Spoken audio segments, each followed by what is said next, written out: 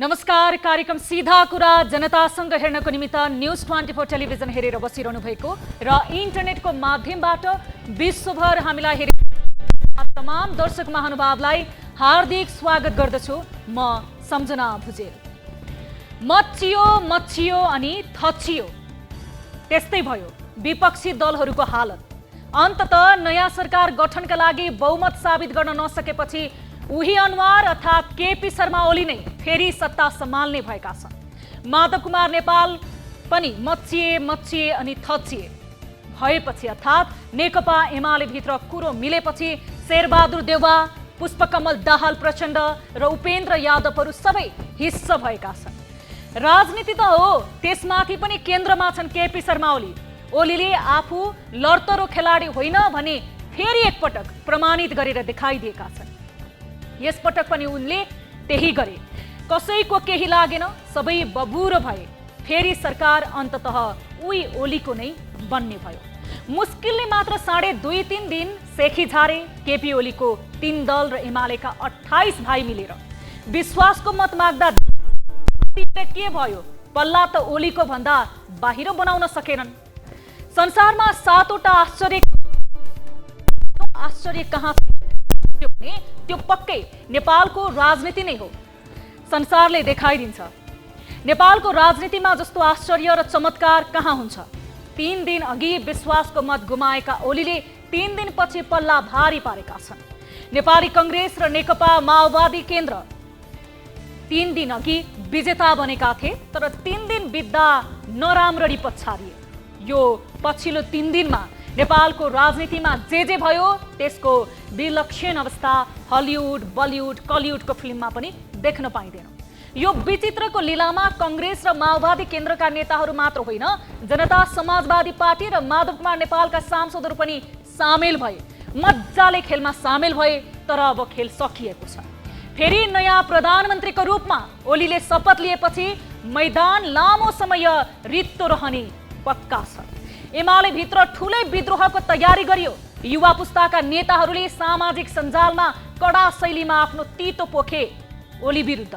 तर कुन कुन बुदामा माधव कुमार नेपालले कुरा मिलाए ती बिचराहरूलाई त्यो पनि थाहा छैन। तर ओलीलाई माधव नेपालले फेरि एकपटक नचिनेको र नजानेको झैं भएको छ। अब मैदानमा ओलीले कसलाई कसरी ताकेर हान्छन्, कसलाई कसरी ढाल्छन् र कसलाई बोकेर कहाँ पुर्याउँछन्, त्यो खेल भने हुने छ नै। तर मैदानमा केवल ओली एक्लो हुनेछन्। उनले जति गोल हाने त्यसलाई रोक्ने कुनै गोलरक्षक गोल पोस्टमा हुने छैन। 8औं आश्चर्य प्रमाणित गर्ने नेपालको राजनीति यस्तै हो। तर कोरोनाले एकपछि अर्को गोल गर्दै नेपाली जनतालाई अत्याइरहेको छ। अब कोरोनाले भने थप गोल गर्न नदिऊ। सचेत र सतर्क बनाऊ, कोरोनाबाट जोग्यौं, आफू पनि बचाऊ र अरूलाई पनि बचाऊ। आउनुहोस् सुरु गरौं जनताको चासो, गुनासो र प्रश्न सहितको विशेष कार्यक्रम सीधा कुरा जनतासँग।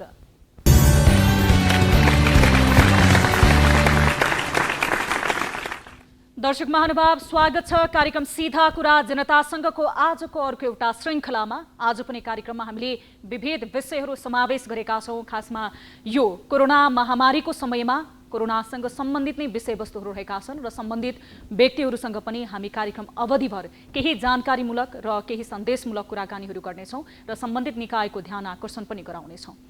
आज हामीसँग खासमा पछिल्लो समय देशका विभिन्न अस्पतालहरूमा खासमा देश नै यति बेला अक्सिजन अभावसँग गुज्रिरहेको छ र कोरोना संक्रमितहरूको उपचारमा अक्सिजन अभावको कारणले गर्दा धेरै संक्रमितहरूले अकालमै ज्यान गुमाउन विवश भइरहेका छन्। आज हामीले अक्सिजनको अभावको कारणले गर्दाखेरि 15 मिनटको समयमा रूपन्देहीमा 3 जनाले ज्यान गुमाएको एउटा विषयवस्तु समावेश गरेका छौँ र सम्बन्धित व्यक्तिसँग पनि कुराकानी गर्नेछौँ भने यसैगरी ट्रमा सेन्टरमा पनि अक्सिजन अभावकै कारणले गर्दाखेरि कोरोना संक्रमितले ज्यान गुमाउनु परेको अवस्था रहेको छ भने अन्य कोरोनाको विकराल अवस्था बन्दै रहेको छ। यति बेला कैलाली जहाँ भारतीय सीमा जोडिएको जिल्लाको रूपमा पनि लिने गरिन्छ कैलालीलाई र त्यही सीमाको कारणले गर्दाखेरि यति बेला कोरोना सीमाबाट मानिस सँगसँगै आवत जावत गरेको कारणले गर्दा दिनानुदिन कोरोना संक्रमणको ग्राफ बढ्दै गइरहेको छ। यस सम्बन्धी रिपोर्ट पनि आजको कार्यक्रममा हामी समावेश गर्नेछौँ भने हामी यसैसँग सम्बन्धित रहेर स्वास्थ्य तथा जनसङ्ख्या मन्त्री लुम्बिनी प्रदेशका भोजराज श्रेष्ठसँग कुराकानी गर्नेछौँ कार्यक्रम अवधिभर। त्यसैगरी अक्सिजनको हाहाकार पर्सामा पनि भएको छ, वीरगञ्जमा पनि यति बेला अक्सिजनको हाहाकारको कारणले गर्दाखेरि धेरै संक्रमितले ज्यान गुमाउनलाई विवश भएका छन्। अस्पतालहरूले बिरामीको भर्ना लिन छाडेका छन्। यी लगायतका विषयमा आजको कार्यक्रममा हामी रिपोर्ट प्रसारण गर्नेछौँ र सम्बन्धित व्यक्तिहरूसँग कुराकानी गर्नेछौँ। यस अलावा तपाईँ दर्शक महानुभावले कार्यक्रम अवधिभर प्रत्यक्ष रूपमा आफ्नो सहभागिता जनाउन सक्नुहुनेछ। कुनै समस्या, गुनासा, जिज्ञासा र प्रश्नहरू रहेका छन् भने तपाईँहरूको प्रश्न र समस्याको उत्तम थलो कार्यक्रम बन्नेछ। तपाईँहरूले सहभागिता जनाउन सक्नुहुनेछ कार्यक्रम अवधिभर प्रत्यक्ष रूपमा। कार्यक्रमको सुरुवात गर्छु ताली र गालीबाट। यसअघि हामीले उठाएको विषय थियो राष्ट्रपतिले आह्वान गरे अनुरूप प्रधानमन्त्री केपी शर्मा ओली बाहेकका दलले बहुमतको सरकारको लागि दाबी पेश गर्न सक्लान् भन्ने प्रश्नमा 41.5% अर्थात् 589 जनाले तालीमा र 58.5% अर्थात् 829 जनाले गालीमा मत जाहेर गर्नुभएको छ। अर्थात् अधिकांशले बहुमतको सरकारको लागि दाबी पेश गर्न सक्दैनन् भन्ने पक्षमा मत जाहेर गर्नुभएको छ, जुन मतको पुष्टि पनि आज भएको छ। विपक्षी दलहरूले बहुमतको दाबी पेश गर्न नसक्दा प्रधानमन्त्री ओली नै पूर्ण नियुक्ति हुनुभयो नि भएको छ। अब ताली र गालीको लागि आजको हाम्रो विषय रहेको छ प्रधानमन्त्रीको कुर्सीमा पूर्ण केपी शर्मा ओली नै सुरक्षित रहलान्, कस्तो लाग्यो? ठीक लाग्यो भन्नेले तालीमा र ठीक लागेन भन्नेले गालीमा भोट गर्न सक्नुहुनेछ। हाम्रो पात्रोको एप्लिकेसन मार्फत भोटिङ सुरु हुन्छ अबबाट। आम जनसरोकारको विषय र सार्वजनिक महत्त्व राख्ने विषयमा हाम्रो पात्रोको एप्लिकेसन मार्फत तपाईहरूले आफ्नो महत्त्वपूर्ण विचार प्रतिक्रिया ताली र गाली मार्फत जनाउन सक्नुहुनेछ। कार्यक्रममा पहिलो विषयतर्फ दर्शक महानुभावहरूको ध्यान आकर्षण गराउन चाहन्छु। अक्सिजनको अभावकै कारण रूपन्देहीमा बुधबार 9 जना कोरोना संक्रमितले ज्यान गुमाएका छन्। त्यसमध्ये 5 जनाले लुम्बिनी प्रदेशकै एकमात्र प्रादेशिक अस्पतालद्वारा सञ्चालित बुटोलस्थित धागो कारखानामा सञ्चालित कोभिड विशेष आइसियु अस्पतालमा ज्यान गुमाएका हुन्। देशकै प्रतिष्ठित अस्पतालमा अक्सिजनको अभावको कारण मानिसहरूले ज्यान गुमाउनु परेको यो पहिलो घटना होइन। यसअघि अक्सिजनको अभाव भएपछि अक्सिजनकै कारण संक्रमितको मृत्यु भएको थिएन। कोभिड विशेष आइसियु अस्पतालमा अक्सिजन अभावमा 5 जनाले ज्यान गुमाउँदा भैरवा स्थित अर्को प्रतिष्ठित अस्पताल भीम अस्पतालमा 15 मिनट अक्सिजन नहुँदा 3 जनाले ज्यान गुमाएका छन्। अर्का 1 जनाले भने युनिभर्सल मेडिकल कलेज भैरवामा ज्यान गुमाएका थिए। बुटोलबाट हाम्रा टिभी जर्नलिस्ट शिव डुम्रेले पठाएको रिपोर्ट हेरौँ।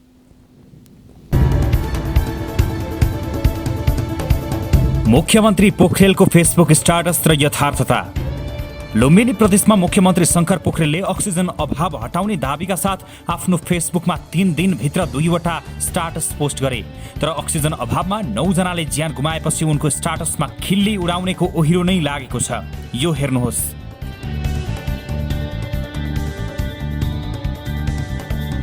मृत संक्रमितका आफन्तहरू आक्रोशित। अक्सिजनको अभावले संक्रमितको मृत्यु भएको घटनापछि जिल्लास्थित कोभिड नियन्त्रण व्यवस्थापन समितिको बैठकमा आपतकालीन निर्णय गर्दै तत्काल व्यवस्थापनका लागि पहल गर्ने निर्णय गरियो।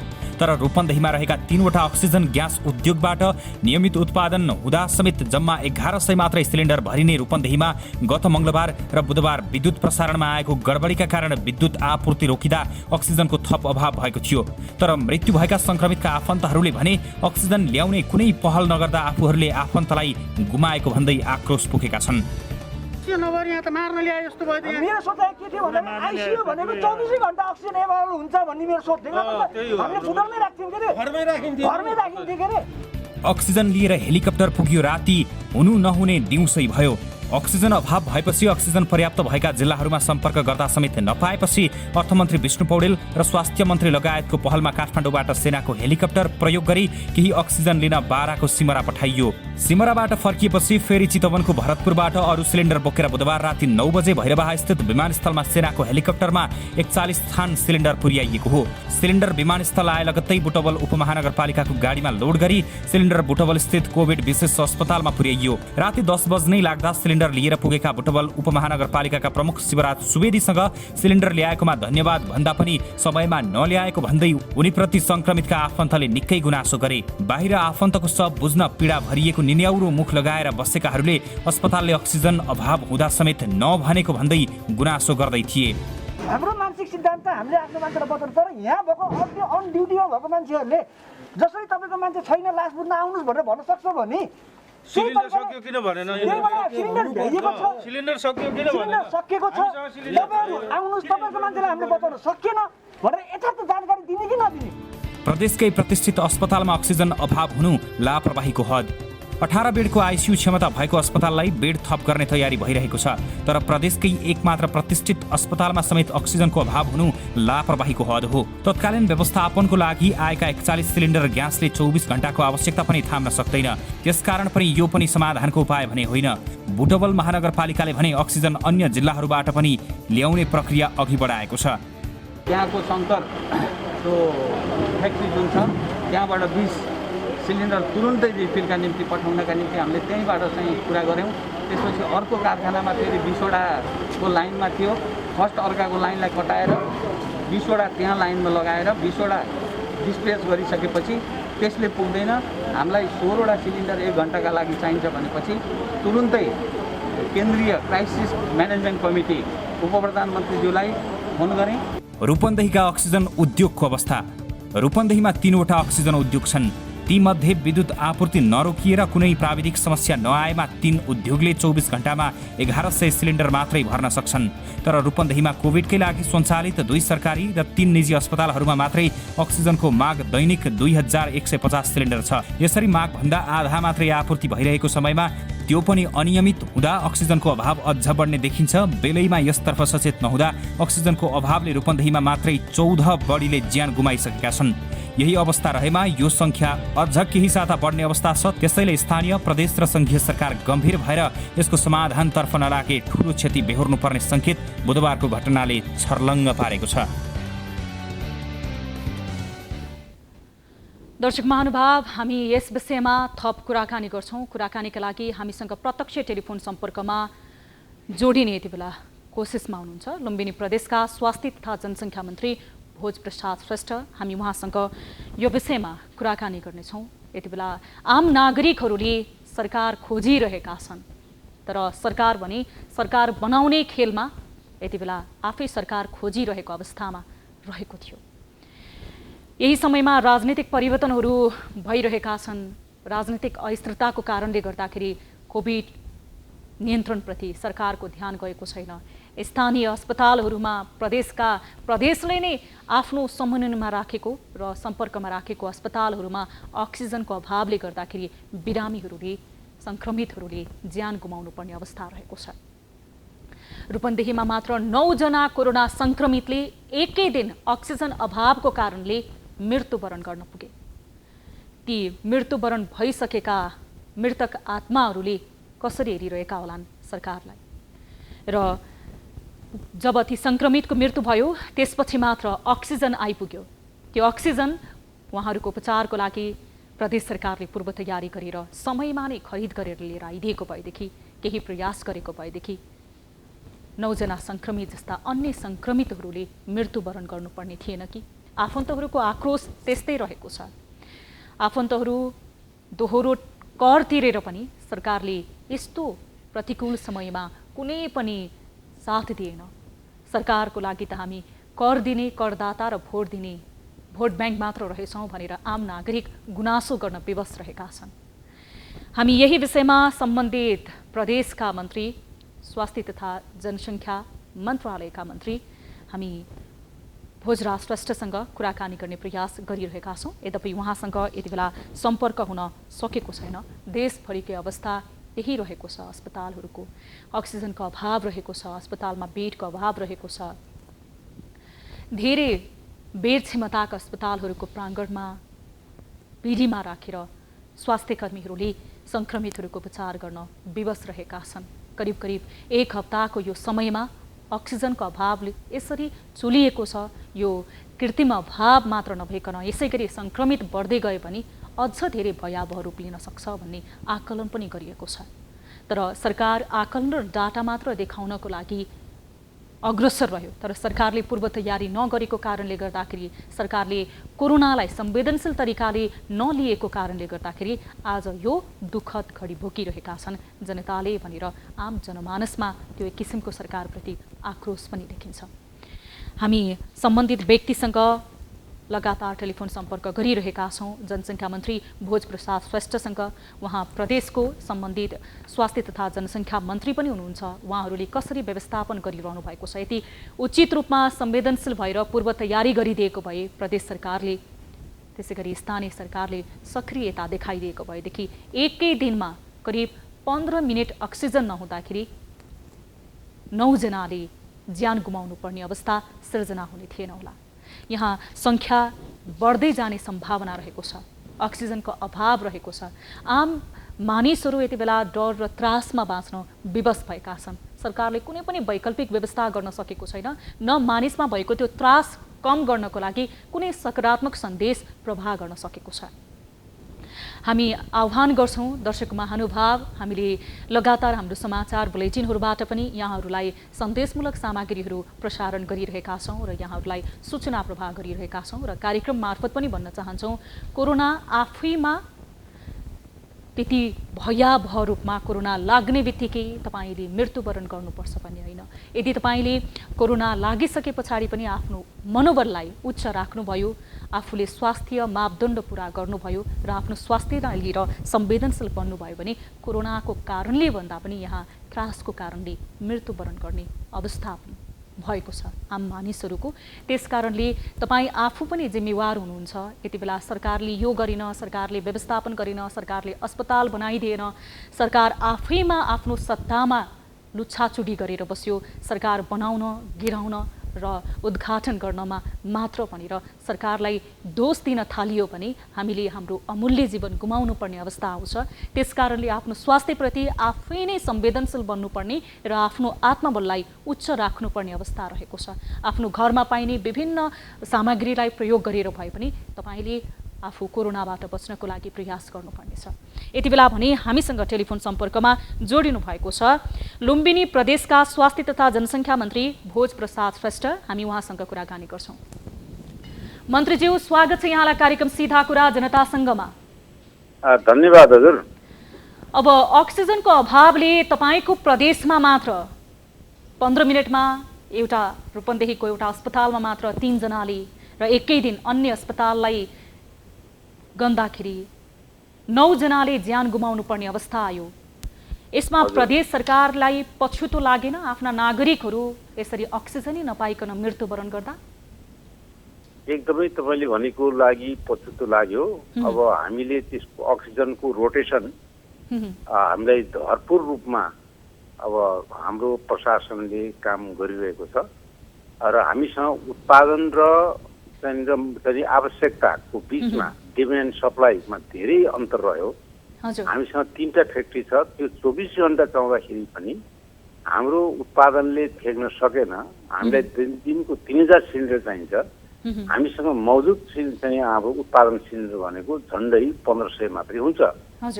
त्यो बाँकी आधा रहेको चाहिँ उत्पादन चाहिँ हामीले हाम्रो चाहिँ जिल्ला हाम्रो प्रदेशभन्दा बाहिरबाट ल्याउनु पर्ने हुन्छ।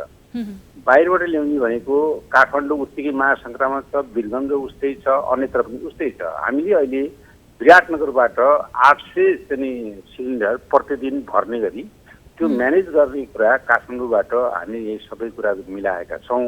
अब त्यसको निरन्तरता पाउँछ भन्ने लागेको छ र त्यसकारणले त्यो पछौतो सँगसँगै अब भएका बिरामीहरूलाई यथाशक्य छिटो छैटो ढङ्गबाट व्यवस्थित ढङ्गबाट उपचार गर्ने प्रक्रियामा हामी 18 घण्टा 24 घण्टा भने पनि हुन्छ। हाम्रा छिडियो साहब, एसपी साहब, हाम्रो सचिव, हाम्रा निर्देशकहरू उहाँहरू चाहिँ 18 घण्टासम्म हुन्छ। त्यसकारणले मन्त्रीज्यू मेहनतपूर्वकमा लागिरहेको छ। तपाईँले बताए अनुसार तपाईँहरू आफ्नो जनताको स्वास्थ्यप्रति एकदमै धेरै संवेदनशील हुनुहुन्छ, तर 9 जनाको मृत्युवरण भइसके पछाडि आएको त्यो अक्सिजन यति समयमा नै तपाईँहरूले म्यानेज गर्न सक्नु भएको भएदेखि, वैकल्पिक कुनै व्यवस्था गर्न सक्नु भएको भएदेखि एउटा संक्रमितले अकालमा मृत्युवरण गर्नुपर्ने थिएन नि? यो आफन्तको क्वेसन हो।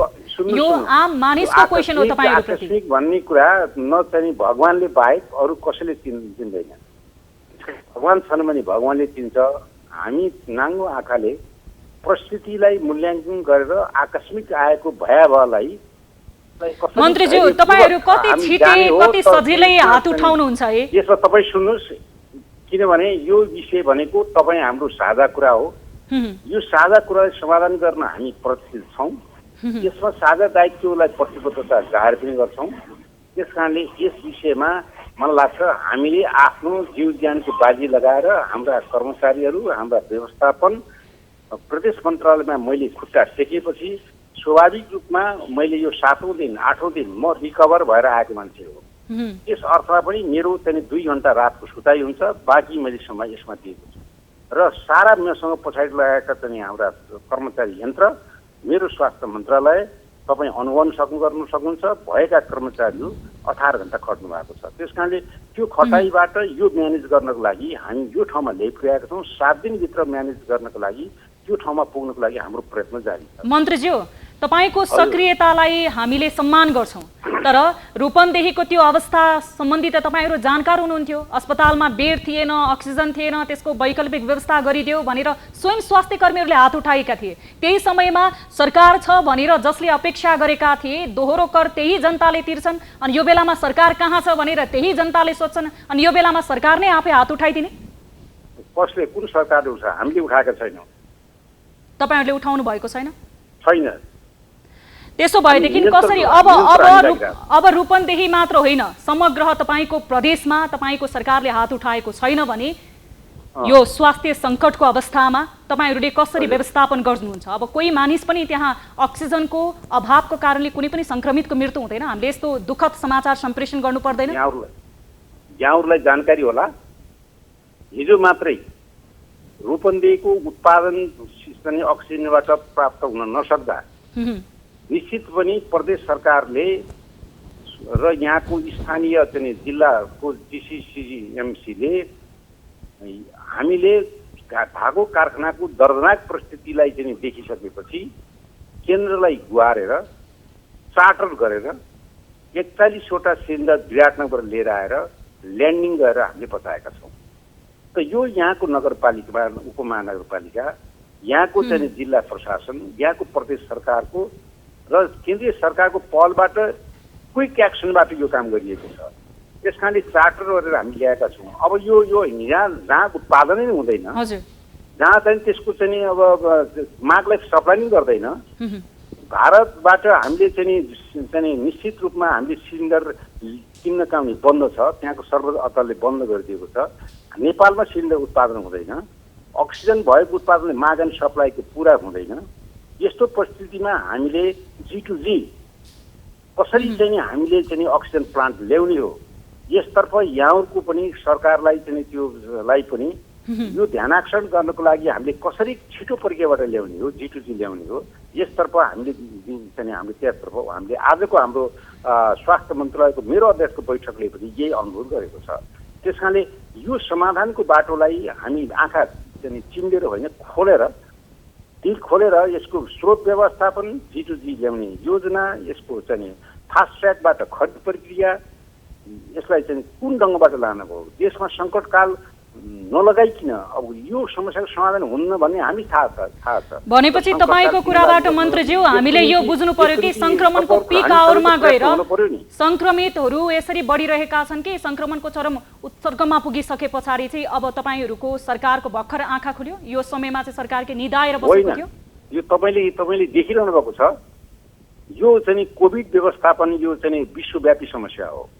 हाम्रा आदतहरू, हाम्रा सरकारले दिएका मापदण्डहरू, यसको पालन गर्नुपर्ने दायित्वमा हामीले चाहिँ त्यसलाई गर्न सक्यौँ कि सकेनौँ, हामी सबैको साझा कुरा हो। यो साझा चाहिँ हिसाबले जसरी चीनलाई सन्तुलन गर्यो, त्यो सन्तुलन हामीले यहाँका नागरिक, यहाँका सरकार, यहाँका संस्था, यहाँका सबै खालका मिडियाहरू त्यो एक साथमा के यो चाहिँ मापदण्ड पुरा गर्ने लायक हामी थियौँ त यसका निम्ति हामी त्यो प्रयत्नशीलमा चाहिँ किन निष्क्रियता हामी सबै ठाउँबाट भयो? जब चाहिँ मृत्यु आकस्मिक रूपमा बढ्यो तब हामी सबै तापेका छौँ। त्यसकारण ती योजनाका साथ निरन्तर लाग्ने काममा कमी भयो। यो कुरा यसैमा सोधे मैले, पूर्व तयारी खै त सरकार छ भन्ने अनुभूति खै त मन्त्रीज्यू? तपाईहरु हामीहरुको बीचमा कुरा मात्रै आलोचनामा होइन, यसको राम्रो पक्ष आलोचना हामीले पनि गरेका हैनौं मन्त्रीज्यू। कति कुना बाहिर गएका छन्, ती सन्चो भएकोको रेकर्ड किन बाहिर आउँदैन? हामीले हाम्रो समाचार बुलेटिनबाट सन्चो भएको, तपाईहरुले काम गर्नु भएको राम्रा कुरा पनि सम्प्रेषण गरेका छौं। टेलिभिजन हेर्नु होला। हामीले सोधेको प्रदेश सरकारले आफ्नो सक्रियता कहाँ देखायो अथवा यो पूर्व तयारी किन गर्न सकिएन? तपाईले भन्नु न कहाँनिर देखाएर ल भन्नुस् त। तपाईको सक्रियता, प्रदेश सरकारको त्यति संवेदनशीलता देखिन्थ्यो भने 15 मिनेटको हाराहारीमा एउटा अस्पतालमा 3 जनाले अक्सिजनको कारणले मृत्युवरण गर्नु पर्थ्यो। अक्सिजन कहाँबाट आउँछ? यो तपाईलाई थाहा होला। तपाई भन्नुहुन्छ G2G गर्नु पर्यो, तपाईहरुको त भर्खर आँखा खुल्दै छ। देशभरको युवा छ, विश्वव्यापी समस्या छ, भारतको लकडाउन छ, जहाँबाट आयात गरिन्थ्यो त्यहाँ लकडाउन छ। अब यो चाहिँ सबै परिस्थिति हामीले बुझेका छौं। त्यसकारण तपाईले 15 मिनेटको कुरा गर्नुहुन्छ। अब निश्चित रूपमा पनि उत्पादन र चाहिँ यसको वितरण प्रणालीमा भएको असन्तुलन अहिलेको सबभन्दा बाधक हो। दीर्घकालीन योजनाको अभावमा यो समस्या भएको छ। यो कुरा हामीले बुझेका छौं, हजुरले पनि बुझ्नु भएको छ। त्यसकारण यो साझा कुरा हो। एकले अर्कोलाई आलोचना गरेर दिन काटेर काम छैन। यसलाई सकारात्मक ढंगले धैर्यपूर्वक अत्यन्त मेहनतपूर्वक काम गरौँ। हामीले जनताको जीवन जिउनु छ। यस तपाईको कुराप्रति मेरो असहमति छैन। यसलाई सहकार्य गरेर जाने हो। सरकार त्यो कुरामा प्रतिबद्ध छ र स्वास्थ्य मन्त्रालय त्यसमा डटिरहेको छ, धैर्यपूर्वक अगाडि बढिरहेको छ र हामीले सन्तुलनको निम्ति हामीले त्यसलाई निश्चित दिनमा ल्याउनको निम्ति हाम्रो कसरत 1 हप्तासम्म हामी निरन्तर लागेर त्यसलाई ठिक ठाउँमा ल्याउनको लागि प्रयत्नशील छौँ। 1 हप्तामा तपाईहरुले निरन्तर रूपमा छलफल गर्नुभयो भने कार्यान्वयनको पाटो हामीले देख्न सक्छौं? एकदमै छलफलबाट होइन, हामी कार्यान्वयन गरिरहेका छौँ। निश्चित रूपमा यसलाई घटाउने कोसिस छ। यति संघीय सरकारलाई अनुरोध गरेको छ, जबसम्म हामीले यसलाई सङ्कट कालको बाट सामान खर्च गर्ने प्रक्रिया, G2G गर्ने प्रक्रिया, पारदर्शी ढंगले अगाडि बढ्ने नियम प्रविधिहरू त्यसलाई सबैले साथ दिनुपर्दछ। त्यस्तो भयो भने मात्रै क्विक एक्सनबाट हामीले यी सबै कामहरूको भरपूर सामग्रीको अभाव हुन नदिने र विदेशबाट अक्सिजन सिलिन्डर र अक्सिजन प्लान्टहरू ल्याउने र फ्लुइडहरूलाई चाहिँ खुल्ला रूपले ल्याउनको निम्ति हामीले प्रयत्नशील गर्ने हो भने निश्चितमा पनि यो 7 दिनसम्मको भित्रमा हामीले धेरै गुणा तल। थोरै मन्त्रीज्यू, तपाईलाई मैले आग्रह गरे, अब यो तपाईले भनेको जस्तो यति बेला अक्सिजन प्लान्ट ल्याउने, त्यसपछि अरू देशहरूबाट नि सबै चाहिने यति बेला स्वास्थ्य सम्बन्धी चाहिने सम्पूर्ण सामग्री ल्याउनको लागि कतिको सम्भव छ? तपाईहरुले भनेको जस्तो छलफलमा त तपाईहरु भक्कर जुटिरहनु भएको छ। एकदम सम्भव मान्छेले गरेर चाहिँ यसलाई चाहिँ पूरा गर्ने हो। सम्भव असम्भवलाई सम्भवमा ल्याउने हो। तपाई हामीले कोसिसबाट सुन्दाखेरि मिठो लाग्छ, व्यवहार त सरकारले देखाएन। यो प्रक्रियालाई हाम्रा कानुन, हाम्रो नियम, हाम्रो व्यवहार, हामीसँगको सहकार्य यी जम्मै कुराको साझा प्रतिबद्धताबाट हुने कुरा हो। यो कुरा नहुने कुरा होइन, हुन सक्छ, तर हामी सबैको प्रतिबद्धता चाहियो। हामी सबैको सकारात्मक चाहिँ सहयोग चाहियो। यसको निम्ति प्रदेश सरकार प्रयत्नशील छ र संघीय सरकारलाई प्रोत्साहित गर्नको निम्ति हामीले अनुरोध गरेका छौँ। हामी G2G अक्सिजन र सिलिन्डर प्लान्ट र यी सबै फ्लुइड व्यवस्थाको निम्ति गर्नुपर्ने हुन्छ। फ्लुइड हाम्रो निरन्तर भारतबाट 3 ट्याङ्क चाहिँ आउने कुराको बन्दोबस्ती छ, तर त्यसै निरन्तर पाउनको निम्ति G2G नै हुनुपर्दछ र त्यसलाई चाहिँ त्यो आवश्यक ट्याङ्कर व्यवस्थापन गर्नको लागि त्यो कुराको बन्दोबस्ती गर्नको लागि केही चाहिँ संघीय सरकारसँग हामी अनुरोध गरेका छौँ। फ्लुइडलाई भरपूर ल्याउनको निम्ति हामीले कोसिस आज अर्थमन्त्रीजीसँग हामीले सम्बन्धित चाहिँ यो सप्लायरसँग कुरा हामी आधा घण्टा चाहिँ अगाडि नै यो कुराकानी गराइएको छ। हामीलाई विश्वास छ त्यो नियन्त्रण पाउनको निम्ति र G2G गर्नको निम्ति यदि अगाडि बढ्यो भने फ्लुइडबाट पनि यो समस्या हल हुन्छ। यसकोमा पनि हामी लागिरहेका छौँ। G2G को प्रोसेस हुँदाहुँदै तपाईहरुको यो छलफलको कार्यान्वयनको पाटो हुँदाहुँदै त्यो बेलासम्म त यही जुन ढाँचाले संक्रमितहरू बढिरहे भने त हजुर मानिसहरू धेरै संक्रमित भए पछाडि धेरै नेपालीहरूले मृत्युवरण गरिसके पछाडि कोरोनाको महामारीमा हामी यति बेला छौं, त्यस पछाडि मात्र आएको स्वास्थ्य सामग्रीको के अर्थ? त्यसको महत्त्वपूर्ण अर्थ छ। भएका चाहिँ जो मृत्युवरणको नजिक पुगेकाहरूलाई क्विक एक्सनबाट 2-2 घण्टा रिङ्गाएर हामीसँग भएको सिलिन्डरहरू 2-2 घण्टा रिङ्गाएर हामीले त्यो कामलाई बचाउने कोसिस गरिरहेका छौँ। भएको उत्पादनबाट वितरण प्रणालीलाई व्यवस्थित गरेका छौँ।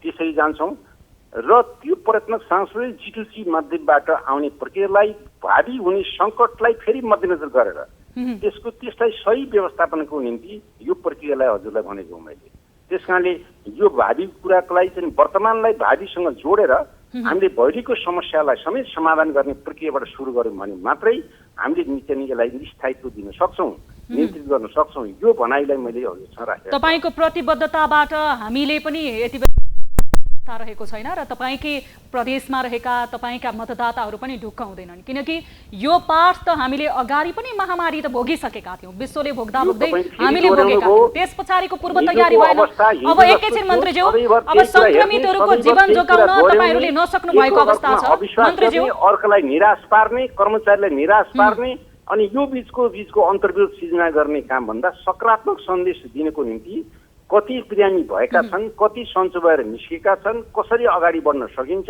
यसलाई कसरी व्यवस्थित गर्न सकिन्छ भन्नेतर्फ हामी तपाईँको सहयोग भयो भने पक्कै पनि अब मन्त्रीज्यू काम हुन सक्छ। त्यसकारण पश्चातापबाट काम होइन, त्यसलाई निराशाबाट काम होइन, त्यसलाई आशा जगाएर मात्रै काम हुन्छ। यो कुरालाई चाहिँ सरकार खोज्दैछन् भने नागरिक निराश अवश्य पनि हुन्छन्। मन्त्रीज्यू, आश्वासनको कुरा मात्र कहिलेसम्म सुन्ने, व्यवहार त लागू नभएपछि भन्ने कुरा होइन। यो व्यवहारको कुरा हो।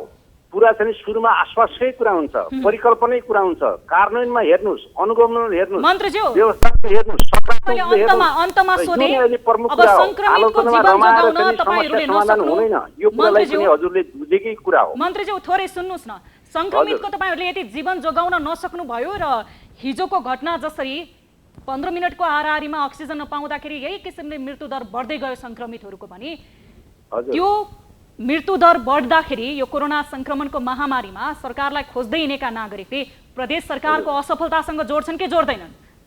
स्वाभाविक, हामी प्रत्यक्ष रूपमा जनताको बीचमा छौँ, बिरामीको बीचमा छौँ, फिल्डमा हामी खटिएका छौँ, कर्मचारी खट्नु भएको छ, प्रयोग प्रशासन खट्नु भएको छ। त्यसकारणले जनताको बीचमा हामी उहाँहरूले हेरिरहनु भएको छ, हामीले उहाँहरूलाई हेरिरहेका छौँ र हामी कहीँ कतै कमी हुन नहोस् भन्ने कुरालाई हामीले हेक्का राखेर काम गरेका छौँ। एउटा मात्र अनुरोध गर्न चाहन्छु, यो लुम्बिनी प्रदेशको 3वटा अक्सिजन प्लान्टबाट उत्पादन भएको अक्सिजनले त्यसै डबल मागलाई परिपूर्ति गर्न नसकेकै कारणले भएका सिलिन्डरलाई 2-2 घण्टामा चाहिँ रिगाएर हामीले काम गरेका छौँ। बाहिरबाट ल्याउनुको निम्ति हामीले केही सम्झौताहरू गरेका छौँ। G2C गर्ने कामहरूलाई अहिलेदेखि प्रगतिशील गरेर काम गरिरहेका छौँ। यसर्थ हजुरलाई अनुरोध र आग्रह गर्न चाहन्छु, जनताको बीचमा हामी हिँडेको हुनाले, हामी त्यस ढङ्गले काम गरिरहेको हुनाले हाम्रा फिल्डमा अनुगमन गरिदिनुहोस्, हामीलाई सुझावहरू दिइदिनुहोस्, हाम्रा आलोचनाहरू हामी सुन्छौँ, त्यो समालोचनाका साथ हामी अगाडि बढ्छौँ। जनतामा भ्रम नजाओस् कि वास्तविक रूपमा यिनीहरू काम गरिरहेका छन्, सक्दो प्रयास गरिरहेका छन्, जनताको जीवन जिउनुलाई गरिरहेका छन्, एउटा असल नागरिकको परिचय यहाँका नागरिक दिनेछन् भन्ने कुरालाई स्वाभाविक नागरिकहरूलाई पनि त्यो उत्साह, प्रेरणा र त्यो विश्वास दिलाउन चाहन्छु र हार्दिक रूपमा सबैलाई सहयोग गर्न अपिल गर्न चाहन्छु। हस्, समय र जानकारीको लागि धेरै धेरै धन्यवाद मन्त्रीज्यू। अब रूपन्देही र समग्र तपाईँको प्रदेशमा कुनै पनि संक्रमितले अक्सिजन र मेडिकल सामग्रीको अभावमा मृत्युवरण गरेको हामीले समाचारहरू सम्प्रेषण गर्नु नपरोस्। तपाईँले भनेको जस्तो तपाईँहरूको सक्रियता, तपाईँहरूको प्रतिबद्धता, व्यवहार तह लागू होस्। हाम्रा टिभी जर्नलिस्टहरू छन्, हामी आफै पनि तपाईँहरूको राम्रा समाचारहरू सम्प्रेषण गर्नको लागि तयार छौँ। हस्, धेरै धेरै धन्यवाद यहाँ सहयोगको लागि। हस्, यति बेला हामीसँग जोडिनु भएको थियो लुम्बिनी प्रदेशका स्वास्थ्य तथा जनसङ्ख्या मन्त्री भोजराज श्रेष्ठ। यति बेला लुम्बिनी प्रदेशमा समग्र लुम्बिनी प्रदेशका अस्पतालहरूमा अक्सिजनको अभाव रहेको र 15 मिनेटको हाराहारीमा मात्र त्यहाँ करिब एउटै अस्पतालमा मात्र 3 जनाले मृत्युवरण गर्नु परेको र लुम्बिनीका अन्य स्थानहरूमा एकै दिन विभिन्न अस्पतालहरूमा 9 जनाले अक्सिजन अभावकै कारणले ज्यान गुमाउनु परेको विषयमा यति बेला सरकार कहाँ छ भनेर लुम्बिनी प्रदेशका जनताले पनि सोधिरहेका छन्। यही विषयमा हामी कुराकानी गरिरहेका थियौँ मन्त्रीज्यूसँग। यद्यपि उहाँले प्रतिबद्धता जनाउनु भएको छ, समय निकै नै गइसकेको छ हाम्रो हातबाट, संक्रमणको दर बढिरहेको छ, आत्मबल उच्च राख्नुपर्ने अवस्था आएको छ। अब यति बेला औषधि र उपचार गर्ने ठाउँहरू भन्दा पनि आफै नै आफ्नो औषधि, आत्मबल र घरेलु उपायहरू पनि अपनाउनु पर्ने अवस्था सिर्जना भएको छ। कार्यक्रम सीधा कुरा जनतासँगमा एकैछिन छोटो ब्रेक, हेर्दै रहनुहोला न्युज 24 टेलिभिजन।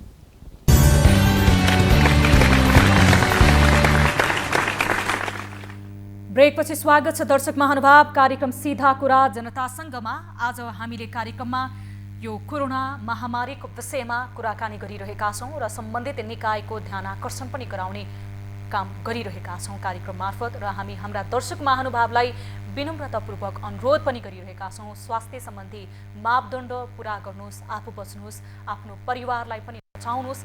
तपाईँ एकजना मात्र कोरोना संक्रमणबाट जोगिनुभयो, स्वास्थ्य मापदण्ड पुरा गरेर तपाईँले आफ्नो स्वास्थ्य मापदण्ड पुरा गर्नको लागि हात धुने, सेनिटाइज गर्ने, त्यसै गरी मास्क लगाउने, भिडभाडमा नजाने, काम नपरिकन घरबाट बाहिर नजाने गर्नुभयो भने तपाईँको कारणले गर्दा तपाईँको परिवार र तपाईँसँग सम्पर्कमा आउने अन्य वरपरका आफन्त र आफ्नाहरूलाई समेत जोगाउन सक्नुहुनेछ। यति बेला देश विकराल अवस्थामा महामारीसँग गुज्रिरहेको छ, कोरोनाले थलिँदो अवस्थामा रहेको छ।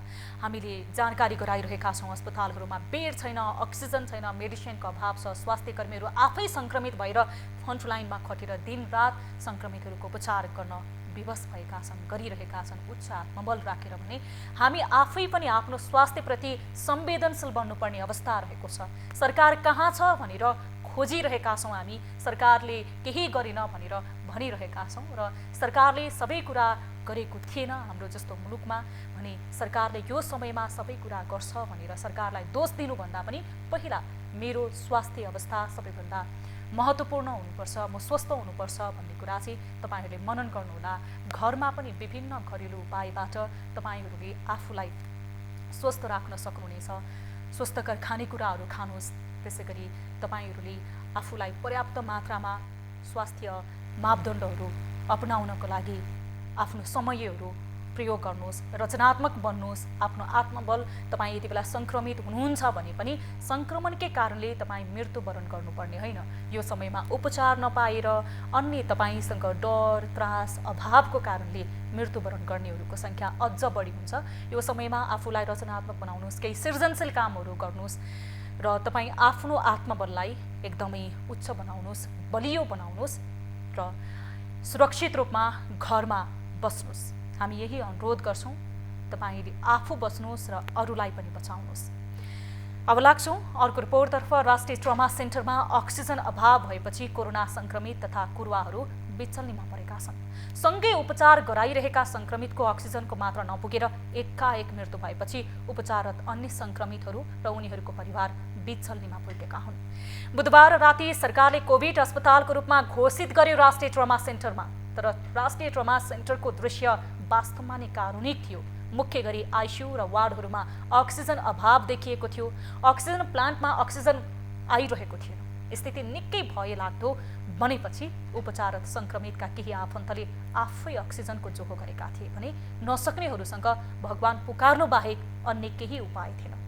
बुधबार राति मात्र अक्सिजनको अभावमा ट्रमा सेन्टरमा 4 सङ्क्रमितले ज्यान गुमाएका थिए। हाम्रा टिभी जर्नलिस्ट कृष्ण कन्दवा लिम्बू र महेश्वर केसीले तयार पारेको यो रिपोर्ट हेरौँ। अक्सिजनको मात्रा नपुगेर मृत्यु ट्रमा सेन्टर। बुधबार रातिबाट बिहिबार बिहानसम्म अक्सिजनको मात्रा नपुगेर 4 जना कोरोना संक्रमितको मृत्यु भएको ट्रमा सेन्टरले जनाएको छ। ट्रमा सेन्टर ठूलो सरकारी तहको अस्पताल भएकाले ठूलो संख्यामा कोरोना संक्रमितहरू आउने र संक्रमितलाई हाई प्रेसरमा अक्सिजन दिनुपर्ने भएकाले अक्सिजन अभाव भएको ट्रमा सेन्टरको भनाइ छ। उद्योग व्यवसायीहरू उहाँहरूको चाहिँ उद्योगमा चाहिँ राखिदिने अथवा व्यक्तिहरूले घरमा चाहिँ स्टक गरेर राखिदिने कारणले गर्दाखेरि हामीलाई अक्सिजन सिलिन्डरको अभाव भएको छ। अब अर्कोतर्फ नेपाल सरकारको सिसिएमसीले यो एक किसिमको सिन्डिकेट जस्तो लागिदिएको छ। अहिले कोटा प्रणाली तोकिदिएको छ, दिनमा यति भनेर सिफारिस लिएर जानुपर्ने विभिन्न झन्झटिलो मापदण्ड बनाइदिएको छ। यो त सरकारी अस्पताल हो, यहाँ त धेरै बिरामीहरू आउँछन्। ट्रमा सेन्टर कोरोना संक्रमितको लागि मात्रै प्रयोग गर्ने गरी सरकारले सञ्चालनमा ल्याएको 3 दिन मात्र भएको छ। सेन्टरले बिहिबार बिहानसम्ममा अक्सिजनको जोहो भने गरिसकेको जनाएको छ। अलिकति पछाडिसम्मको एउटा कुशल व्यवस्थापकले थोरै पछाडिसम्मको घटना अघिबाटै देखिराखेको हुन्छ। हो, दूरदर्शिता नै मान्छु मैले यसलाई चाहिँ। किन दूरदर्शिता मान्छु भने हजुरको यो कोभिडको दोस्रो लहर आउनुभन्दा अगाडि नै हामीले 1 महिना 1.5 महिना अगाडि नै अक्सिजन प्लान्ट चाहिँ हामीले यहाँ फिट गरेको थियो र अहिले यसरी बिरामीलाई बचाउन अथवा बिरामीको उपचार गर्न सम्भव भएको छ। अब हो, पछिको लागि पनि केही हामीले स्टक थोरै चाहिँ जगेर राख्न सकियो भनेदेखि आउने बिरामीको लागि हामीले चाहिँ सहज र प्रभावकारी ढङ्गले उपचार सेवा प्रदान गर्न सक्छौँ। सरकारी अस्पतालमा धेरै चिकित्सक र धेरै संख्यामा अक्सिजन आवश्यक पर्ने बिरामी आउने भएकाले सरकारले अक्सिजन लिनका लागि सिफारिस लिनुपर्ने बाध्यता हटाउनु पर्ने माग पनि अहिले सरकारी अस्पतालहरूमा नै चर्को बन्न थालेको छ। संक्रमितका आफन्तहरू त्रसित। यता संक्रमितका आफन्तहरू भने अझै पनि त्रसित अवस्थामा छन्। बुधबारको अभाव खेपेकाहरू अझै पनि भयमुक्त बन्न सकेका छैनन्। हजुरको बेलुका के भन्दाखेरि राति 2 बजे हामी सबैलाई उठाइयो। 2 बजे के आयो खबर भन्दाखेरि हाम्रो यो ट्रामाको अक्सिजन सप्लाई सिस्टम कोल्याप्स भयो हैन। त्यही भएर त्यहाँ डाक्टरले के भन्यो, तपाईको बिरामी के बाहिर लानुस् कि अक्सिजन सिलिन्डर हामीलाई दिनुस्। हामीले अब सकिन भन्यो भने अब राति हामीले कहाँबाट सिलिन्डर ल्याउने, बिरामीलाई कहाँ लाग्ने, त्यस्तो भयावह स्थिति हो। र कुराहरू आँटिए हैन, कुराहरू चारैतिर दौडिए, कहाँबाट हुन्छन् अक्सिजन ल्याउनलाई। जब त एउटा 2 सिलिन्डरले कति जान्छ र। ट्रमा सेन्टरमा औषधि प्रयोग गर्ने विषयमा सही जानकारी नपाउँदा एक परिवारले आफ्नी संक्रमित आमालाई गुमाएका छन्। औषधि किनेर ल्याऊ भने औषधि किनेर बस्यो, कोही औषधि दिनलाई आएन। तिम्रो के भयो के भयो, because the nurses were overwhelmed, they were understaffed हैन। अनि बिचाराहरू औषधि हेर्यो, आमा त बितिसक्यो, यो औषधि के गर्ने भनेर सोध्दै थियो के। बिर्सन लायक बुधबार राति ट्रमा सेन्टरमा उपचाररत संक्रमित मात्र नभई उनीहरूका आफन्त सबै हडबडाएको अवस्था थियो। न अस्पतालका चिकित्सकहरू न त कर्मचारीहरू केही भन्न नसक्ने अवस्थामा पुगेका थिए। अक्सिजन अभावमा बिरामीको मृत्यु हुनु सरकारको दोष भएको भन्दै मृतकका परिवारले आक्रोश व्यक्त गरेका थिए। त्यसमाथि गम्भीर प्रकृतिका कोरोना संक्रमित र सामान्य अवस्थाका संक्रमित दुवैलाई एकै ठाउँमा राखेर उपचार गर्नु ट्रमा सेन्टरको लापरवाही भएको पनि संक्रमितका आफन्तहरूको गुनासो छ।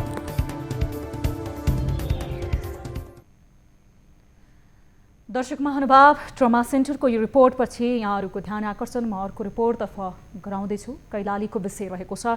सुदूरपश्चिम प्रदेशमा कोरोना भाइरसले विकराल रूप लिइरहेको छ। कोरोना संक्रमण गाउँ गाउँमा फैलिनुको साथै दैनिक 12 जना भन्दा बढी संक्रमितको मृत्यु हुन थालेको छ। यस क्षेत्रको जनजीवन नै अस्तव्यस्त बनेको छ। पछिल्लो समय संक्रमित तथा मृत्युदर निकै बढेको छ। पछिल्लो एक हप्तामा सुदूरपश्चिम प्रदेशमा 13,374 जनामा कोरोना परीक्षण गरिएकोमा 5,729 जनामा संक्रमण पुष्टि भएको छ भने 125 जनाको कोरोना संक्रमणकै कारण ज्यान गएको छ। सुदूरपश्चिम प्रदेशमा रहेका अस्पतालका बेडहरू बिरामीले भरिभराउ भएका छन् भने निजी अस्पतालहरूले बिरामी भर्ना लिन नसकिने भन्दै सूचना समेत टाँस गरिसकेका छन्। कैलालीबाट हाम्रा टिभी जर्नलिस्ट सुशील ढुङ्गानाले पठाएको रिपोर्ट हेरौँ।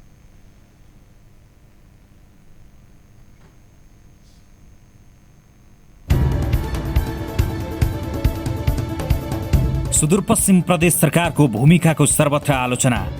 सुदूरपश्चिमका सबैजसो अस्पतालहरूमा अक्सिजनको अत्यन्तै अभाव छ। संक्रमित बिरामीहरूले बेडमै छटपटाउँदै मृत्युवरण गरिरहेका छन्। यस्तो विषम परिस्थितिमा पनि यहाँको प्रदेश सरकारले जनतालाई सहयोग पुग्ने कुनै काम गर्न सकेका छैनन्। प्रदेश सरकारको चरम लापरवाही रहेको भन्दै चौतर्फी विरोध पनि हुन थालेको छ। यस्तो विषम परिस्थिति आउँदा समेत प्रदेश सरकारले यस क्षेत्रका जनताको लागि कुनै कदम नचाल्नु लज्जास्पद भएको बताउँदै प्रदेश सरकारले सहयोग नगरेकै कारण उपचारमा अत्यन्तै कठिनाई भएको निजी अस्पतालहरूको गुनासो छ। सबभन्दा अहिले समस्या भनेको नै अक्सिजनको कुनै सपोर्ट पाइएको छैन र दुई दिन अगाडि झन्डै सोमबारको दिन हामीले एउटा विज्ञप्ति प्रकाशित गरेका छौँ। बिरामी आउँछन् अन्तिम अवस्थामा अक्सिजन दिएर बाँच्न सक्छन् तर अक्सिजनको आपूर्ति गर्न सकेको छैन। हामीले बारम्बार सम्बन्धित निकायलाई यसको ध्यान आकर्षण पनि गराएका छौँ। कसको लागि हो प्रदेश सरकार? कोरोना रोकथाम तथा नियन्त्रण एवं उपचार लगायत अभाव आपूर्तिमा प्रदेश सरकारको व्यवस्थाका कारण अहिले स्थानीयले कारुणिक अवस्थाको सामना गर्नु परिरहेको सुदूरपश्चिमवासीको गुनासो छ। यस्तो अवस्थामा पनि जनताको पक्षमा काम गर्न नसक्ने प्रदेश सरकार कसको लागि भन्दै स्थानीयवासी प्रश्न समेत गर्न थालेका छन्। यस्तो बेलामा त यति पनि नगरिदियो भने अनि सरकार कसको लागि सरकार छ त? हाम्रो लागि सरकार छ। कहाँ छ सरकार? के व्यवस्था गरिरहेको छ त? अक्सिजनको व्यवस्था हामीले आफैले गरिरहनुपर्छ। रातभरि लाइन लाएर एउटा सिलिन्डर पाएको हो। प्रदेशका अस्पतालहरूमा अक्सिजनको चरम अभावका कारण दिनानुदिन मृत्यु हुनेको संख्या वृद्धि हुँदै गएको छ भने अन्य विभिन्न आवश्यक औषधिको अभाव पनि बढेको छ। क्युटिना भन्ने एउटा इन्जेक्सन आउँदो रहेछ, त्यो पनि हाम्रो बजारमा एकदमै त्यो कमी छ। अहिले त्यो नभएको कारणले त्यसले चाहिँ सबभन्दा सजग गर्दो रहेछ। त्यसले चाहिँ धेरै बिरामीलाई कोभिडको सबभन्दा सजिलो सबभन्दा राम्रो त्यसले काम गरिरहेको रहेछ क्युटिनाले। त्यो चाहिँ बजारमा हाम्रो छँदै छैन अहिले। महामारीले भयावह अवस्था निम्त्याउने विज्ञहरूको चेतावनी।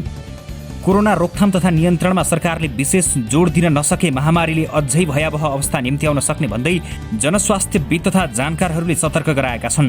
यस्तै कोरोना परीक्षणको कार्यमा तीव्रता दिनुपर्ने बेलामा परीक्षणको दायरा सुस्त रहेको छ। अधिकांश रोग पहिचान गर्न नपाउँदा अकालमै ज्यान गुमाउनु पर्ने बाध्यता रहेको छ। 5 बजेदेखि चाहिँ लाइनमा छौँ हामीहरू होइन।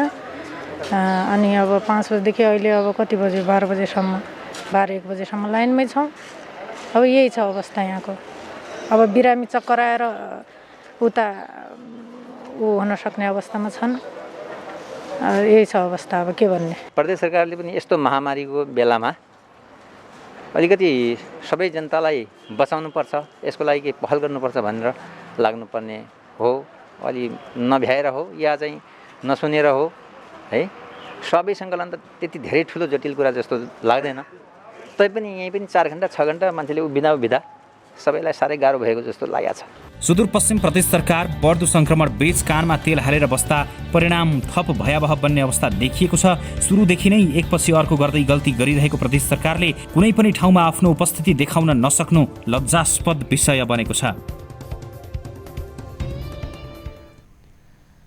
दर्शक महानुभाव, सुदूरपश्चिम प्रदेशमा रहेको कैलाली जिल्ला मात्र होइन, समग्र सुदूरपश्चिमको विषयमा हामीले यो रिपोर्ट प्रसारण गर्यौँ। यति बेला सरकार छ भन्ने महसुससम्म आम नागरिकले गर्न सक्ने अवस्था रहेको छैन। यस अवस्थामा त्यहाँ धेरै मानिसहरूले आफ्नो सक्रियता पनि देखाइरहेका छन्, जो यति बेला प्रतिपक्षीको भूमिकामा रहेका छन्। खासमा नेपाली कांग्रेसका केही प्रतिनिधिहरू। हामी उहाँहरूसँग पनि कुराकानी गर्ने कोसिस गर्नेछौँ। यति बेला सुदूरपश्चिम प्रदेशका नेपाली कांग्रेसका संसदीय दलका नेता डाक्टर रणबहादुर रावल, जो स्वयं यस क्षेत्रसँग विज्ञ पनि हुनुहुन्छ, जानकार पनि हुनुहुन्छ, उहाँसँग हामी कुराकानी गर्नेछौँ। डाक्टर साहब, स्वागत छ यहाँलाई कार्यक्रम सीधा कुरा जनतासँगमा।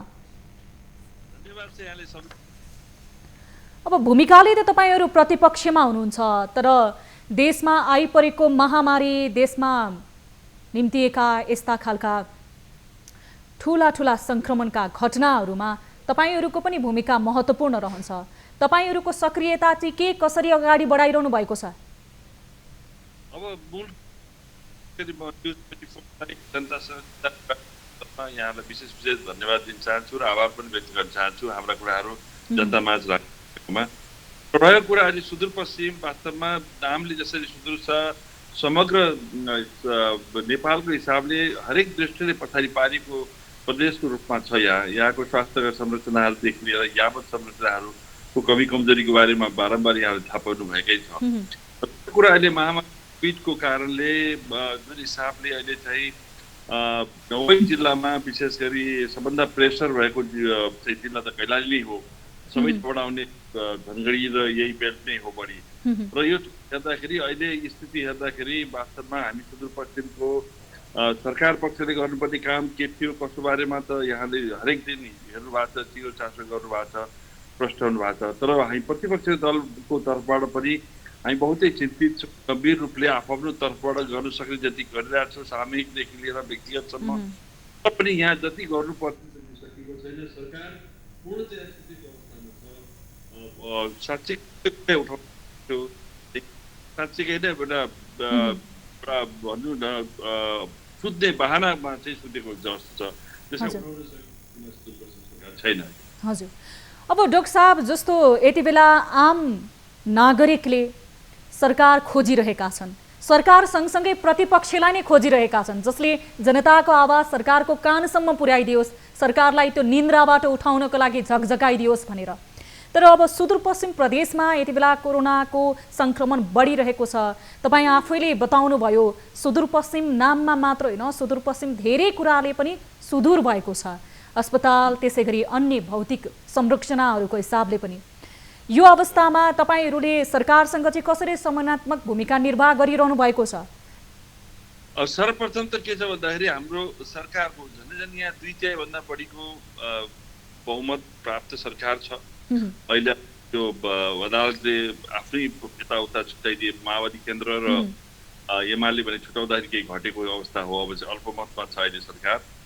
तर सुरुदेखि झन् 1 वर्षभन्दा बढी चाहिँ कोभिडबाट चाहिँ ग्रसित यो सुदूरपश्चिम अब जति त्यो यो पहिलो चरणको उसमा चाहिँ गर्न सक्नु पर्थ्यो, त्यसमा हामीले धेरै सहकार्य गरेका थियौँ आफ्नो तर्फबाट, पार्टीको तर्फबाट पनि, हरेक तह र तबका, इभन वडा लेभलबाट पनि हामीले चाहिँ सहयोग पुर्याएकै हो।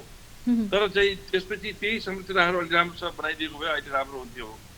तर सरकार के छ भन्दाखेरि कस्तो भन्दाखेरि एउटा गैर जिम्मेवार तरिकाले काम गरिरहेको छ, पूर्णतया स्वेच्छाचारी छ र जनताप्रति त्यति गम्भीर भएको छैन। सरकार के देखिन्छ भन्दाखेरि हाम्रो सरकार चलाउने हो, हामीले जनताको भन्दा पनि हामीले यति बहुमत प्राप्त गरिसके पश्चात भने त्यो दम्ब सुरुदेखि थियो। अहिले आएर चाहिँ अल्पमतमा परे तापनि जुन त्यो बहुमतमा हुँदाखेरिको काम जुन गर्नु पर्थ्यो अहिलेसम्म नगर्दाखेरि अहिले सुदूरपश्चिमका मान्छेहरूलाई सरकार छ कि छैन भन्ने अवस्थामा अहिले छैन। त्यसैले के छ भने अब यसमा चाहिँ के भने अब प्रमुख प्रतिपक्षी दलको हैसियतले हामीले चाहिँ अरूलाई दोष देखाएर मात्र होइन, हामीले पनि जिम्मेवारीका साथ यो विषयमा हामी सहयोग गर्नुपर्ने हुन्छ।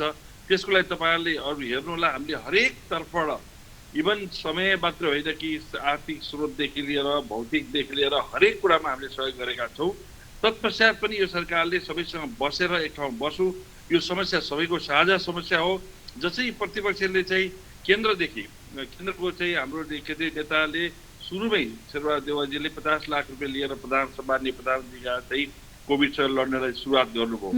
यहाँ पनि हामीले हरेक महिनाको आफ्नो चाहिँ एउटा पारिश्रमिकदेखि लिएर व्यक्तिगत रूपमा लाखौँ लाख रुपियाँ दिएर पनि हामीले सहयोग गर्दै आएको। तर सरकार के चाहनेछ भन्दाखेरि उनको काम हो केवल सुन्ने तर चाहिँ त्यसलाई चाहिँ कार्यान्वयन नगर्ने। जसको कारणले आज प्रवासबाट सबभन्दा बढी झन्डै 70% घरधुरीका मान्छे झन्डै भारतमा चाहिँ प्रवासीको रूपमा बेरोजगार भएर तिनीहरू यो अवस्थामा चाहिँ भारतमा पनि चाहिँ त्यत्रो चाहिँ अब महामारी फैलिँदा आखिर सम्झेर बरु मरे आफ्नो देशमा मरु भनेर फर्कँदाखेरि पनि त्यसलाई त्यो अनुसारको प्रवासीलाई रेस्पोन्स पनि यो सरकारले दिन सकेन। एकातिर सङ्घीय सरकारले त दिएन, प्रदेश सरकारले पनि उनीप्रति एकदमै सौतेलो व्यवहार गर्यो। अब त्यसलाई अब यही समग्र रूपमा के छ भन्दाखेरि व्यवस्थापनको कमजोरी र स्रोत साधन हुँदा पनि त्यसलाई सही सदुपयोग र सही व्यवस्थापन नगर्दाखेरि आज 9 जिल्लाका सबै अस्पतालहरू चाहिँ अहिले चाहिँ एकदमै बहुतै दर्दनाक अवस्थामा छन्। सेती अस्पतालमा आज तपाईँ जानुहोस्, हेर्नुहोस्, सोध्नुहोला, त्यहाँको क्यापेसिटी भन्दा पनि बढी अहिले झन्डै 500 देखि 700 जना करिब होला। त्यो त्रिपालमा पनि छन्, त्यहाँ कोरिडोरमा छन्। कोटाको त कुरै छोड्नुहोस्, बेडको त कुरै छोड्नुहोस्, यो अवस्था छ। त्यो टिकापुरको अवस्था पनि त्यही छ, बेडको कुरा छोडिदिनुहोस्। तपाईँको अब बेड छ, भेन्टिलेटर पनि 7वटा छन् टिकापुरमा, तर भेन्टिलेटर यत्रो अगाडिदेखि आइसकेका भेन्टिलेटरहरू अहिलेसम्म सञ्चालनमा छैन। सरकार त पूर्णतया के छ भन्दाखेरि सामान खरिद गर्नु पर्यो भने फटाफट गर्ने, जहाँ आम्दानी हुन्छ त्यसमा फटाफट रेस्पोन्स हुन्छ, त्यसलाई सञ्चालन गरेर जनताको पक्षमा यत्रो दुःखको बेला एउटा साँच्चैकै सङ्क्रमणहरूलाई बचाउनुपर्छ भन्ने सन्दर्भमा सरकार छैन। पूर्णतया असफल क्षेत्र बढेको देखिन्छ। अब सरकारले गरेको कमी कमजोरीको त कुरा रह्यो, सरकार नभएको तपाईँले स्वयं भनिरहनु भएको छ, त्यहाँ आम नागरिकले पनि महसुस गरेका छन् भनेर। तपाईँहरूले आफ्नो सक्रियता बढाइरहेका छौँ, हामी आफैले यो समयमा आफ्ना नागरिकहरूलाई मलम लगाउनको लागि केही काम गरिरहेका छौँ, प्रतिपक्षको भूमिकामा रहेर भनेर बताउनु भयो। तपाईँहरूसँग चाहिँ ती कोरोना सङ्क्रमितसँग जुधिरहेका, यति बेला अभावसँग जुधिरहेका आम मानिसहरूको बुझाइ तपाईँहरूप्रति गुनासो चाहिँ के छ? अहिले तपाईँको सबभन्दा ठुलो कुरा के छ भन्दाखेरि अहिले बेड भन्दा पनि यहाँको जनताहरूको सबैको आशा के छ हामीलाई ग्यास, अक्सिजन ग्यास दिलाउनुहोस्, हामी बाँच्न चाहन्छौँ, बरु हामी चाहिँ मैदानमा बसेर पनि हामी बाँच्न चाहन्छौँ भन्छ। हरेक दिन चाहिँ अक्सिजन नहुँदाखेरि झन्डै अहिले यही 24 घन्टाकै दौरानमा हेर्नुहुन्छ 17 जना चाहिँ अक्सिजनकै कारणले चाहिँ डेथ भइसकेको स्थिति छ यो। अब त्यसकारण चाहिँ के छ भने टिकापुर मात्र होइन, महाकाली मात्र होइन, यो चाहिँ सेती मात्र होइन, इभन प्राइभेट सेक्टरको हस्पिटलमा पनि अहिले ग्यास नहुँदाखेरि अहिले अक्सिजन ग्यास नहुँदाखेरि अहिले यस्तो अवस्था छ। आज भर्खर टिकापुरबाट चाहिँ हेलिकप्टरबाट चाहिँ चितवन लानुपर्ने स्थिति आयो। सक्ने त लान्छ, नसक्नेले के गर्ने, प्राण त्याग्ने बाहेक केही छैन। आजै तमाम चाहिँ मैले हेरेको छु, आज पहाडी भेगका जति पनि जिल्लाहरूको त्यही हालत छ आज। तर सरकारले के गरिरहेको छ भन्दाखेरि त्यहाँ चाहिँ भेन्टिलेटरका सामानहरू किनिदिएको छ, केही संस्थाहरूले पनि किनिदिएको छ, तर कमसेकम त्यसलाई सञ्चालन त गरौँ न भन्दाखेरि अहिलेसम्म सञ्चालन आफ्नो चाहिँ लेखाजोखा नमिल्दाखेरि सञ्चालन गर्ने अवस्थामा छैन। अब कहिले गर्ने हो मलाई यो थाहा छैन। र अहिले चाहिँ प्राय तपाईँले भनिहाल्नुभयो अब के छ भन्दाखेरि हामीले इभन अरू सङ्घ संस्था र व्यक्तिगत रूपमा मिलेर हामीले चाहिँ यहीँतिर जस्तै टिकापुरकै बेल्टतिर हेरौँ भने टिकापुर सरोकार समूह लगायत यहाँका स्थानीय मान्छेहरू सब मिलेर विदेश प्रवासमा बसेकाहरू मिलेर अहिले चाहिँ ग्यास उपलब्ध गराउनुपर्छ भनेर पुरा आर्मी बेसमा चाहिँ हरेक मान्छेले हामीहरूले व्यक्तिगत रूपमा पनि पैसा हालेर घरबाट पैसा उठाएर पनि अहिले ग्यासको दोहो गर्ने लागेका छौँ र उद्योग वाणिज्य सङ्घ पूर्णतया लागेको देखिन्छ। बिचराहरू हरेक घरबाट होइन सकिन्छ भने घरबाट पैसा हालेर हुन्छ कि बाहिरबाट ग्यास उठाएर हुन्छ कि त्यसमा लागिरहेको अवस्था छ। समय र जानकारीको लागि धेरै धेरै धन्यवाद। हजुर, यति बेला हामीसँग जोडिनु भएको थियो नेपाली कांग्रेसका संसदीय दलका नेता डाक्टर रणबहादुर रावल। सुदूरपश्चिम सरकारले गरेको कोरोना महामारीलाई नियन्त्रण गर्नको लागि गरेको तयारी लगायतका विषयमा र प्रतिपक्षले के गरिरहेको छ, यति बेला आम नागरिकले सरकार खोइ भनेर सरकार खोजिरहेका छन् भने सरकारलाई घचघचाउनको लागि, सरकारलाई आम नागरिकको कुरा सुनाउनको लागि प्रतिपक्ष पनि खोजिरहेका छन्। यो समयमा यही विषयमा कुराकानी गर्दैथ्यौँ। दर्शक महानुभाव, कार्यक्रम सीधा कुरा जनतासँगको निर्धारित समय सकिएको छ। तपाईहरूले हामीलाई थप न्युजको लागि हाम्रो वेबसाइट www.news24nepal.com हेर्न नभुल्नुहोला। र त्यसै गरी तपाईँहरूले हाम्रो टोल फ्री नम्बर, तपाईँहरूसँग कुनै समस्यामा पर्नु भएको छ, गुनासो छ, जिज्ञासा छ, प्रश्नहरू रहेको छ भने हामी सम्बन्धित निकायलाई तपाईँहरूको प्रश्न, तपाईँहरूको समस्यालाई लिएर घचघचाउनेछौँ र सम्बन्धित निकायको ध्यान आकर्षण गराइरहेका छौँ। हाम्रो टोल फ्री नम्बर रहेको छ, जुन नम्बरमा फोन गर्दा तपाईहरूको पैसा लाग्ने छैन। 1660 011 24 24, त्यसै गरी 98 015 724 24, 98 84 011 037 मा कल गर्न सक्नुहुनेछ। इन्टरनेटको पहुँचमा हुनुहुन्छ देश तथा विदेशमा रहनु भएको छ भने भाइबर, वाट्सएप, हाम्रो अफिसियल फेसबुक पेज र युट्युब मार्फत पनि तपाईहरू हामीसँग जोडिन सक्नुहुनेछ। यो कोरोना महामारीको समय छ, तपाईँ आफू सचेत रहनुहोस्, स्वास्थ्य मापदण्ड पुरा गर्नुहोस्। हामी भनिरहेका छौँ, आफू बच्नुहोस् र आफन्तलाई र आफ्नालाई बचाउनुहोस्। कार्यक्रम सीधा कुरा जनतासँगबाट म सम्झना भुजेल बिदा माग्छु। हेर्दै रहनुहोला न्युज 24 टेलिभिजन। नमस्ते।